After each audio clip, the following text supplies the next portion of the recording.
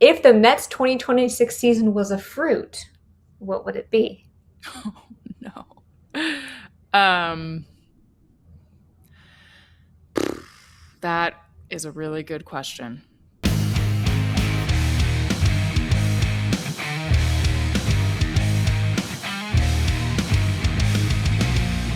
Welcome to Mets Mailbag, the show where we answer your questions. I'm your host, Michelle Margaux, and today I'm joined by SNY MLB insider Chelsea James. Hello, Chelsea. Hello. Good to see you. Great to see you. Just a reminder before we get started, every week you can go to Twitter, Facebook, and Instagram to look for a post from SNY's account asking to submit your questions to the show. If you are watching on YouTube, you can also drop your questions in the comment section below. So, Chelsea, we are going to start off with at Jokla, I think is the username. With Benge and Ewing now contributing to the Major League squad, which of the Mets prospects are most likely to get a call-up at some point later in the season? Yeah, wow. I mean, pretty much every other question I've answered in these mailbags thus far has been like, why are the Mets so bad and ruining my life? So this is like pretty pleasant. Uh, no, I mean, Ewing was the obvious one. I think Jonah Tong is still the most likely to appear. I know Weniger has been pitching really well. I think he'll show up at some point this year too. But, Tong, Weniger, I still think Ryan Lambert, the reliever who was in camp, has a chance to show up at some point in the big leagues just because his strikeout numbers are insane. ERA is pretty high right now, but it's like 14. I mean, the stuff is there. So I think right now it's the pitching side, in part because they've kind of really poached everything they had on the position playing side to try to get things right at the big league level. But yeah, I think that's probably where we're looking. And Jonah Tong, I think, is probably the one I'd bet on seeing first.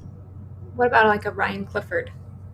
Yeah, that's a really interesting one, actually. Yeah, I'm not quite sure kind of what to make of that situation. I think obviously Polanco's timeline is indefinite. But yeah, I mean that's somebody I think we'll probably see at some point too. If not, before September, certainly when we get there. Yeah. Well, another guy that's been injured, at I'm Just Jack 06 said, what will the Mets do with Luis Robert Jr. now that Benge and Ewing are up? Yeah, Luis Robert Jr. is the reason I'm not sure when you'll see Clifford because I think they're going to have a logjam and they're going to have to find some places for people, and that was an unthinkable problem. I mean, even 10 days ago. But I think in your ideal outfield, when Robert Jr. gets back, it's Benj, Ewing, Robert Jr. So then what does that do for Juan Soto? Probably means Juan Soto has to DH a little more, although we know he likes to play the field. But again, like if you get to a point where all those guys are healthy at once, you deal with that then. I think Robert's a long Yeah. way away. And so who knows if that problem will materialize. But I will say if it does, and you bump Soto to DH and Polanco comes back, you probably don't need help at first base anymore. But a lot of ifs there. But man, Robert Ewing Bench in the outfield in meaningful games it'd be really hard to find grass, for the opposing team, and that would be a better run prevention outfield than the Mets have had in a really long time. So credit David Stearns if that happens. Yeah, nobody's ever going to complain about depth, but of course, with just the way things happen, it's very rare to have everybody healthy at once. At Cap and Sammy said, what do the Mets do with Sean Manaea and David Peterson, especially with Wenninger banging down the door at Syracuse for a call? It's a great question. I don't think the pressure is coming from Weniger necessarily. I think the pressure is coming from the fact that with Manaea especially, like it's been kind of non-competitive at times, which is really hard to say. Like the hard part about this is that Manaea and Peterson are both good guys who have been good guys in this clubhouse for a while and who you want to see succeed. And I think, especially in Manaea's case, that he maybe is getting a little bit of a longer leash. Certainly, the money is part of it. He's making so much money; it's not like you can just throw that away. But I do think there are some places where he would not be getting the chances he is in the bullpen right now because he just doesn't look right. Like, he says he's healthy. Everyone says he's healthy. But like that's not Sean Manaea, the guy we're seeing right now. That's not the guy the Mets signed. So something isn't working. All of which is to say, I think the Mets are going to come to a decision there. I think the pressure is probably coming when AJ Minter gets back, and then you kind of have to decide, what you want to do in your bullpen, and so that's where that's coming. I think they keep Peterson as long as they can. I know they've been talking to him, to teams about him at various points in the last few months. So who knows if something materializes there. He's not disposable, but he's someone I think maybe if you think another team can fix him, you can maybe entice them if you need something else, like bullpen help or whatever. So I would say the question of what happens with Manaea and Peterson is one of the big questions that this team has in kind of the immediate next few weeks. Um, and I guess what I just told you is I don't know. I don't know. Well, you made a really good point. Sean Manaea and David Peterson do play a role, whether they're performing well on the field or not. They are playing a role in that clubhouse where there are so many young guys and a young Nolan McLean, like that kind of thing, where David Peterson and Sean Manaea I've seen firsthand be veterans to these guys.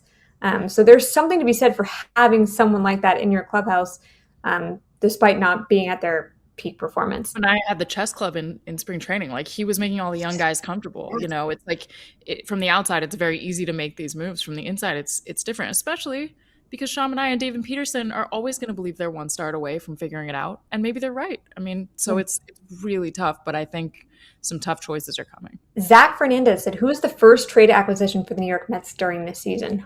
It's disgusting how much I want to get this right. I'm like, I got it. I want this right. No, there's no chance I get it right. But okay, so here's how I think about this. I think it's clear to me that as things stand at this exact moment, I don't think they're going to try to make a big splash with the lineup. I think Ewing and Benge have been enough of an injection of life. And with all the guys that could come back from injury, I think it doesn't seem like they're going to make the shakeup there. So where do they need help? I think probably they need it most in bullpen depth and maybe the back end of the rotation. So thinking of it that way, and particularly because I think bullpen depth usually becomes a problem sort of more often, I'm thinking reliever, and I'm trying to think like who that could be. Give us the juicy name, Chelsea. Here, I have a few. Jeff Hoffman of the Toronto Blue Jays is my hot take. Okay. I could see them needing starting pitching because everyone's hurt. So could you flip somebody there and get him, who's been kind of underperforming this year? You wouldn't have to have him close. Brian Abreu with the Astros is a really good reliever if they decide to sell. Obviously, another name that comes to mind there is Josh Hader, but I don't think we know for sure that would be someone who's available. And then someone I'm just curious to see if they would take a chance on is Foster Griffin with the Nats. I think pretty much every pitcher on the Nats is available right now. He's had a great year coming back from Asia, and if they decide that Christian Scott's not sturdy enough or Peterson's not going to be the guy or whatever it is, Senga's not going to make his way back, which who knows. I think maybe a starter that isn't going to be super costly and take a lot in prospects could be someone they look at in the next few months. So pitcher for sure, and we'll see how close I get. Probably not very close. I love when you give us names. Okay, but you did mention Kodai Senga, which brings us to our next question. At GRob300, will Senga pitch for the Mets again? It sounds like you think no. I don't know. So he threw kind of a sim game yesterday where they had everybody out with all the cameras and he faced a few batters, but it wasn't alive. And I don't think, a lot of times when pitchers are rehabbing and throwing games like that on the field, everybody's watching. They're just out there. Justin Willard, the pitching coach, Mendoza, they're just like locked in.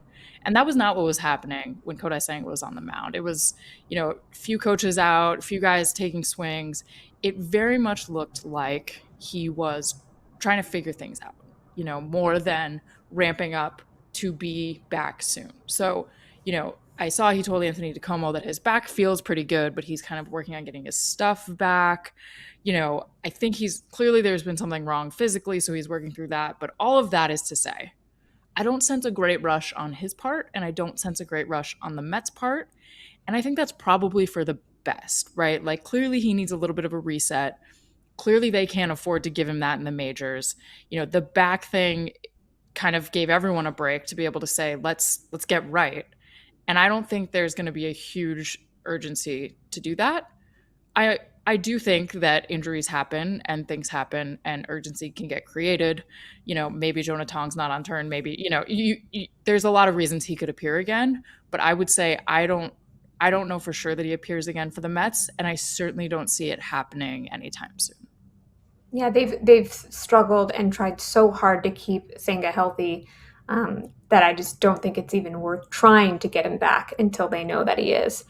And that's been over time. That's not just this season. Kaloy Miller, this is an interesting one, asked, can MJ Melendez play catcher? We're talking about catching depth, and he came up as a catching prospect with Kansas City. Any chance that he plays if there's another injury, or does it go down the depth chart to Ben Rortvedt? That's a really good question. One of my favorite questions to ask people is, who is your emergency catcher? Because I have no hobbies, and it's like, who's the guy if all goes wrong? He's probably that guy on their roster right now. That being said, I don't think if you have Ben Rortvedt in the system that you're giving Melendez reps back there. It's been a while for him, and Rortvedt's a really good catcher back there. I mean, he's been a presence for the Dodgers in recent years. Like, he can kind of just be plugged in and help with pitchers. People really respect him. So, Senga, I think you have to give a chance just because there's upside, right? But I think Rortvedt's probably pretty solid. I think if we see MJ Melendez behind the plate, a lot has gone wrong, and that is no knock on MJ. We also have Kevin Ferrata. Totally. Great point. Yeah. I always love hearing your catching takes, just so people know Chelsea was a catcher at Yale in college. Not a good one, but I did do. What? I said not a good one, but I did do that. Yes. She's very humble as well. At Doug Garrison 321, if the Mets 2026 season was a fruit, what would it be? Oh, no.